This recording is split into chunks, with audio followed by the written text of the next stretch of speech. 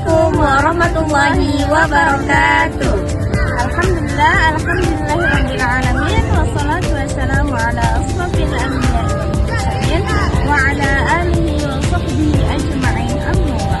Langsung saja, saya yang bernama Winda Yulianti. Saya Rasmi Maha. Kami dari Prodi Pendidikan Agama Islam semester 5 dengan dosen pengampu Pak Andong Maha SPMAP dengan MK Sosiologi Pendidikan. Di sini kami akan membahas tentang Konflik sosial.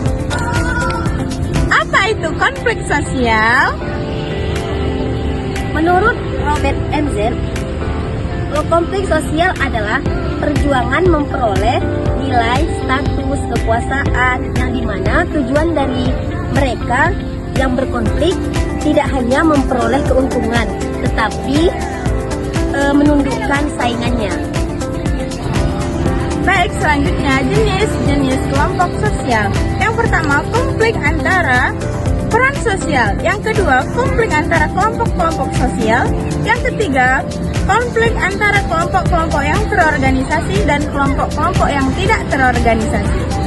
Kemudian, faktor penyebab konflik sosial. Yang pertama itu, dominasi suatu kelompok terhadap kelompok yang lain. Dan yang kedua, persaingan dalam mendapatkan mata pencarian hidup antara kelompok yang berlainan suku bangsa. Dan yang ketiga itu, pemaksaan unsur-unsur kebudayaan dari warga sebuah suku bangsa terhadap warga suku bangsa yang lain. Dan yang terakhir itu, yang keempat adalah potensi konflik yang terpendam yang telah bermusuhan secara adat. Selanjutnya itu adalah pengendalian dan pemecahan konflik sosial. Ada beberapa cara mengendalikan dan pemecahan konflik sosial itu. Yang pertama, koersi, yaitu proses akomodasi secara paksa.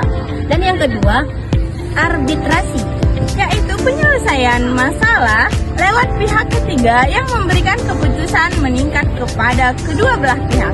Yang ketiga, mediasi, yaitu penyelesaian masalah lewat pihak ketiga yang tidak memberikan keputusan kepada kedua belah pihak tersebut. Yang keempat adalah kompromi, yaitu bentuk akomodasi di mana pihak yang terlibat mengurangi tuntutannya. Dan yang terakhir itu, yang kelima adalah konsiliasi, yaitu usaha mempertemukan keinginan pihak-pihak bertikai untuk mencapai kesempatan. Selanjutnya, dampak dan segi positif konflik. Dampaknya yang pertama, meningkatkan solidaritas sesama anggota kelompok. Yang kedua, perubahan kepribadian para individu. Yang ketiga, kerusakan harta benda dan bahkan hilangnya nyawa manusia. Yang keempat, akomodasi, dominasi atau bahkan penaklukan salah satu pihak yang terlibat dalam pertikaian.